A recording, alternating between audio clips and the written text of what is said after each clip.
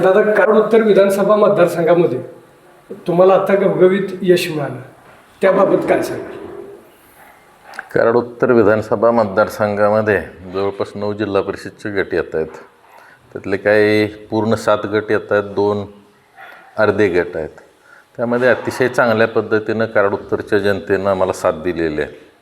जवळपास 6 भारतीय जनता पार्टीचे जिल्हा परिषद सदस्य आणि पंचायत समितीचे 8 सदस्य या कराड उत्तर विधानसभा मतदारसंघामध्ये भारतीय जनता पार्टीच्या चिन्हावर निवडून आलेले आहेत. आणि अतिशय चांगल्या पद्धतीचं घवघवीत यश या ठिकाणी आम्हाला जनतेनं, जे काय आम्ही विकासात्मक अजेंडा लोकांसमोर घेऊन गेलो आणि त्यामध्ये जे काय बरेचसे पारंपरिक विषय प्रलंबित होते त्यावर या 1.25 वर्षामध्ये अतिशय चांगल्या पद्धतीनं फोकस केलं.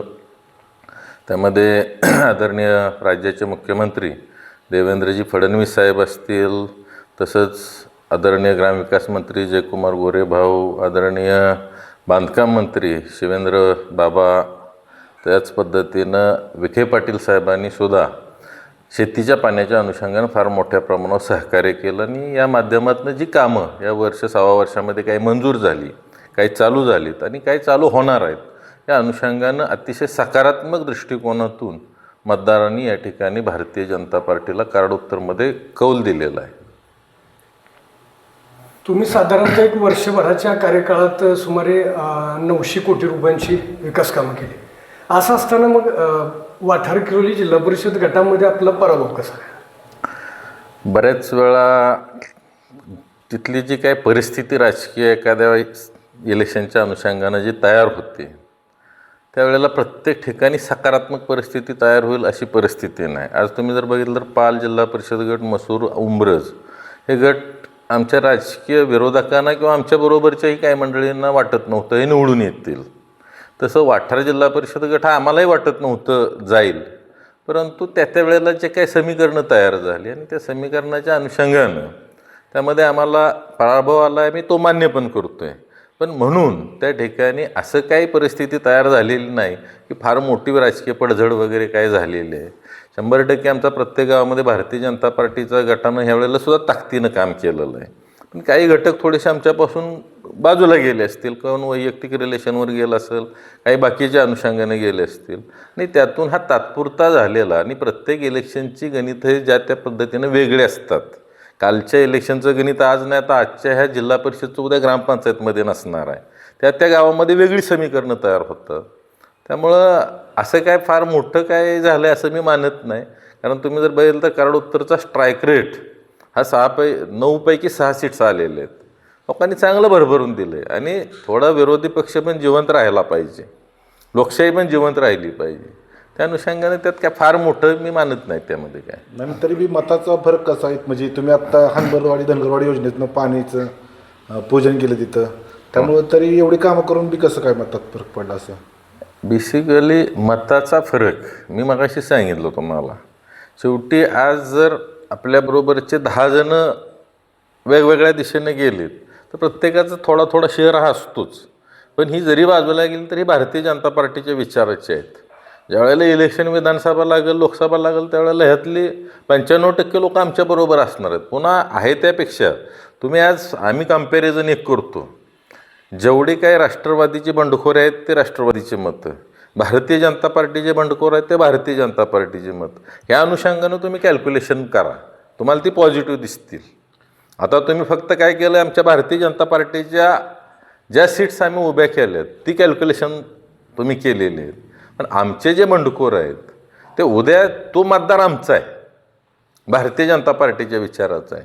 वरील इलेक्शनला काय एवढ्या मोठ्या प्रमाणावर बंडखोरी होत नसतात. आज 10 ठिकाणी जिल्हा परिषदला जिथं जिथं सदस्य उभे राहिले, आमच्यातलेत कुठं 1 उभा राहिला आहे बंडखोर, कुठं 2 राहिलेत, काही ठिकाणी आमचीच माणसं अपक्ष राहिलेली आहेत. म्हणजे ते आमची मतं काय राष्ट्रवादीच्या बाजूने गेली असं म्हणायचं कारण नाही. ते भारतीय जनता पार्टीच्या विचाराचे आहेत आणि ते उद्या आमच्या प्रवाहात येणार आहेत सगळी. वाठार जिल्हा परिषद गटामध्ये कुणी आता बंडखोरी केली असं वाटतंय का? काम सगळ्यांनी व्यवस्थित केलं? हां, आता ज्याला जो उमेदवार आवडला त्या दिशेनं काही मंडळी गेली. नाही, गेल्या जिल्हा परिषद निवडणुकीला पूर्ण जिल्हाभर राष्ट्रवादीचे म्हणजे पूर्ण सदस्य बऱ्यापैकी जिल्हा परिषदेला आले होते. त्यावेळेला भीमराव काकांनी राष्ट्रीय काँग्रेसच्या माध्यमातून एकमेव वाठार किरोली जिल्हा परिषद आणला होता.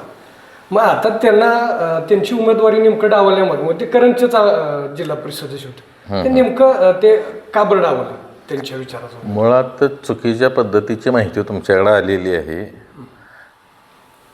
भीमराव काकांची उमेदवारी ना मी डावलली ना पक्षानं डावललेली आहे. त्यांनी स्वतः आदरणीय जयकुमार गोरेभाऊंच्या समोर हॉटेलला सांगितलं की बाबा आता मी काही उमेदवारी ही इथं लढवू शकत नाही, का तर वयमान बाकीच्या गोष्टी, त्यामुळे मी आशीर्वाद देण्याचं काम करणार आहे. आणि असं कुठंही आजपर्यंत झालेलं नाही की त्यांना आम्ही नका म्हणलो आहे, थांबा म्हणलं आहे किंवा आमचे कोण वरिष्ठ म्हणलेत, अशी काही परिस्थिती झालेली नाही.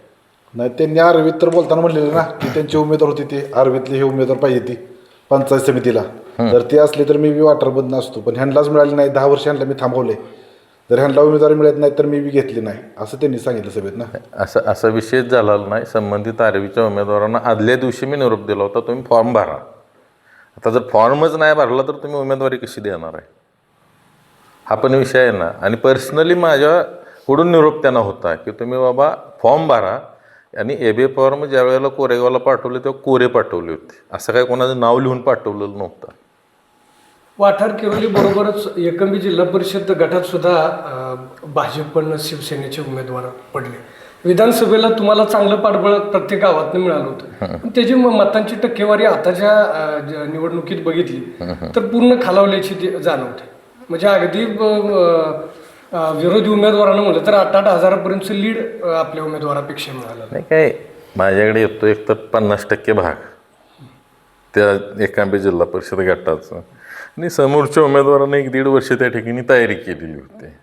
त्या अनुषंगानं महिलांच्या ट्रिप्स काढलेल्या होत्या, आणखी बऱ्याच काही राजकारणामध्ये लागतात ते सगळ्या ट्रिक्स वापरल्या होत्या. त्यामुळे तिथं रिझल्ट आला आहे. असा काय तो तिथं भारतीय जनता पार्टीला लोकांनी नाकारलं आहे किंवा राष्ट्रवादीला समोरच्या उमेदवारांना शेवटच्या दिवसापर्यंत माहीत नव्हतं पक्ष कुठला आहे ते उमेदवारांनी त्यांच्या स्वतःच्या ताकदीवर किंवा स्वतः त्या ठिकाणी 1-1.5 वर्ष केलेलं जे काय काम असेल किंवा काय केलेला कॉन्टॅक्ट असेल त्याच्यावर झालेलं आहे. त्याचं आणि आमचं ॲनालिसिस त्यामध्ये कुठं करायचा तुम्ही पण प्रयत्न करू नका, कारण त्याचा कुठंच मेळ बसणार नाही. नाही, आमचं नसते, लोकांच्या चर्चा असते. थोडंसं आम्हाला विचारलं जातं, आता आम्ही उत्तरं देऊ शकत नाही म्हणून आम्ही प्रश्न विचारून तुमच्या माध्यमातून थेट जनतेचा तुमचं थेट संवाद साधतो. नाही काय हरकत नाही. आता दुसरा विषय, तुम्ही निवडणुकीच्या दरम्यान ठिकठिकाणी प्रचार सभा घेतल्या, त्याच्यामध्ये तुम्ही म्हटलं होतं की केंद्रात आपली सत्ता आहे, राज्यात आपली सत्ता आहे, मतदारसंघामध्ये आमदार म्हणून आम्ही, तर खाली पण जिल्हा परिषदेला आणि पंचायत समितीला आपलेच उमेदवार निवडून द्या, म्हणजे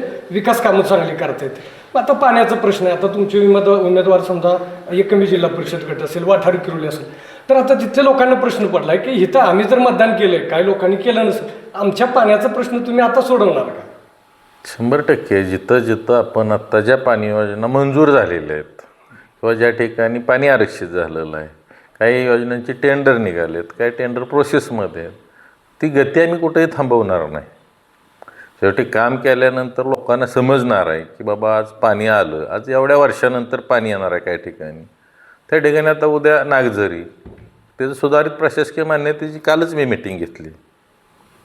आज ज्या काय पाणी योजना, जवळपास 12 पाणी योजना, आता त्यातल्या काही चालू पण झाल्या, काही योजना आता प्रस्तावित आहे, काही टेंडर झालीत, काही कामं चालू झालीत आणि काय अजून टेंडर निघायचे आहेत.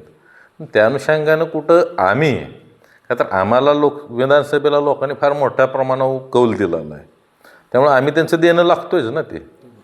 त्यामुळं आणि मी जसं म्हटलं, आजचा ट्रेंड अगदी 2 महिन्यानं ग्रामपंचायती लागल्या तर तुम्हाला तोच ट्रेंड दिसेल अशी परिस्थिती नाही. लोकसभेला जर महाराष्ट्रातली परिस्थिती बघितली तुम्ही तर फार वेगळं चित्र होतं, आणि लगेच 6 महिन्यात जी विधानसभा लागली त्यामध्ये फार वेगळा ट्रेंड आला. त्यामुळे आजच्या इलेक्शनचं उद्याची विधानसभा किंवा लोकसभा तुम्ही 3 वर्षानं जी आहे ती गेस करूच शकत नाही. जसं इलेक्शन खाली खाली जाईल त्या पद्धतीने वेगवेगळे फॅक्टर काम करत असतात. नाही, आर्वीच्या सभेत तुम्ही म्हटलं नाही, भारतीय जनता पार्टी जिथं पेरतं तिथंच उगवते, जिथं उगवते तिथंच पेरते. मग आता भारतीय जनता पार्टीला आर्वीनं मागच्या वेळेला जवळपास अगदी विधानसभेत 2 नंबरचं लीड दिलंय. त्यावेळेस तुम्ही म्हटलं जयपूरला की तुम्ही प्लसमध्ये द्या तरच तुम्हाला पाणी देईल. आता प्रश्न पडला, तुम्ही त्यांना पाणी देणार का नाही देणार? अजून काही जयपूरला पाण्याची काही कुठनं आरक्षित झालेलं नाही. आता समजा हापशिंगपर्यंतचा जो काही विषय आहे पाण्याचा, तो आज आरक्षित आहे. त्याचं ऑलरेडी टेंडर निघालं आहे. ते कामसुद्धा येणाऱ्या 3-4 महिन्यात टेंडर फायनल होईल, वर्क ऑर्डर होईल, चालू होईल. आता कालच तुम्ही जर बघितलं तर अप्पर तहसीलचा आम्ही प्रयत्न बरेच दिवसापासून करत होतो उंब्रजचा. काल त्याचं नोटिफिकेशन पण आता थोड्याच दिवसात निघेल. आज आम्ही कुठंही इलेक्शन जरी होतं तरी कुठल्या कामाचा पाठपुरावा करताना कमी पडलेलो नाही. अगदी तुम्हाला सांगतो, कालच जे काय 125 कोटीचं उंब्रजचं सेगमेंटल ब्रिजचं टेंडर आहे, त्या टेंडरला केंद्रीय मंत्रिमंडळाची काल मान्यता मिळाली. तर ते मिनिट्स माझ्याकडे येतील जे झालेले आहेत. आले की आम्ही फ्लॅश करणार आहे. येणाऱ्या 20 मार्चला त्याची वर्क ऑर्डर होऊन काम चालू करायचं, भूमिपूजनाचा कार्यक्रम घ्यायचा आम्ही नियोजन करतो. त्याचं 15 ऑगस्टला तुम्ही म्हणलेला की रहमतपूरला बी देतो सब स्टेशन किंवा सब तहसील म्हणून देतो म्हणून तुम्ही 15 ऑगस्टच्या असेल. हां, तर त्याचं ऑलरेडी आता प्रिपरेशन चालू आहे. कालच त्याचासुद्धा मी आढावा घेतला आहे. प्रस्ताव ऑलरेडी जिल्हाधिकारी कार्यालयापर्यंत तो गेला होता. त्यामध्ये काही क्युरीज आल्या आहेत, तर ते आता प्रांतांच्याकडे तो परत प्रस्ताव आला आहे कोरेगावला. ह्या 2 दिवसात क्युरीज निघतील, जिल्हाधिकारी कार्यालयात जाईल, तिथनं मंत्रालयात जाईल आणि हा शेवटी पॉलिसी डिसिजन असतो. आता 53 एका वेळेला आता अप्पर तहसील आणि माझ्या माहितीप्रमाणे 4 का 5 अप्पर जिल्हाधिकारी कार्यालय मंजूर केलं. ह्याची प्रोसेस चालली ती बऱ्याच दिवसापासून चाललेली आहे. हे सुद्धा जेवढ्या लवकरात लवकर करून घेता येईल त्यासाठी पाठपुरावा आम्ही करणारच आहे, रहमतपूरसाठी सुद्धा. रहमतपूरमध्ये जे आज तुम्ही भूमिपूजन केलं त्या कार्यक्रमाच्या ठिकाणी चर्चा होती की हे 3ऱ्यांदा भूमिपूजन आहे, तर ते ह्यावेळेला विषय मार्गी लागेल का पुन्हा भूमिपूजनाचा काय तिथं विषय निघेल? माझ्या माहितीप्रमाणे ही जे आज झालेले जे काही भूमिपूजन आहेत ते मी तर पहिल्यांदाच हजर आहे याला. आणि ही सगळीच मंडळी पहिल्यांदाच. ठीक आहे, कामाची चर्चा झाली असेल, मंजूर झाले म्हणून फ्लेक्स लागले असतील, प्रसिद्धी झाली असेल, पण माझ्या माहितीप्रमाणे ह्या जागेवर मी तर आज पहिल्यांदा गेलो आहे, जिथं जिथं आज नारळ फोडले तिथं. आणि माझ्या माहितीप्रमाणे भारतीय जनता पार्टीची परंपरा आहे, नारळ फोडलेलं काम पण पूर्ण होतं. तुमच्या माहितीसाठी सांगतो, मला मागाशी तिथं सांगितलं की त्या बगीच्याचं मागं कधी 8-10 वर्षापूर्वी भूमिपूजन झालं होतं, तेच विषय ते पण पुन्हा कामच झालेलं नाही. मग आता ती जरा तुम्हाला बाकीची जी त्यावेळेला होती त्यांना विचारावं लागेल माझ्यापेक्षा. आता तुम्ही केलं भूमिपूजन म्हणून म्हटलं मार्गी लागणार का पुन्हा भूमिपूजनाचा गाठा घालायचा? आज कार्यक्रम झाला आहे, ही कामं तुम्हाला 15 ते 20 दिवसाच्यात, अगदी उद्याच मी म्हटलं असतं, पण थोडेसे काय आम्हाला वाटत होते की बाबा चेंजेस करावेत. आमच्या तिथं आता नवीन नगराध्यक्ष आले आहेत, त्यांच्याबरोबर असणारे बॉडी आहे, त्यांना वाटलं की आणखी ह्याच्यापेक्षा चांगलं काय करू शकतो, तर किरकोळ दुरुस्त्या त्यामध्ये करायच्या. त्या अनुषंगानं पण त्या 15 ते 20 दिवसामध्ये ही कामं चालू झालेली आपल्याला पाहायला मिळतील आणि येणाऱ्या 3-4 महिन्याच्यात पूर्ण पण झालेली बघायला मिळतील. त्यावेळेला पण तुम्ही वेळ द्या, उद्घाटनाच्या कार्यक्रमाला मी तुम्हाला बोलवतो. धन्यवाद.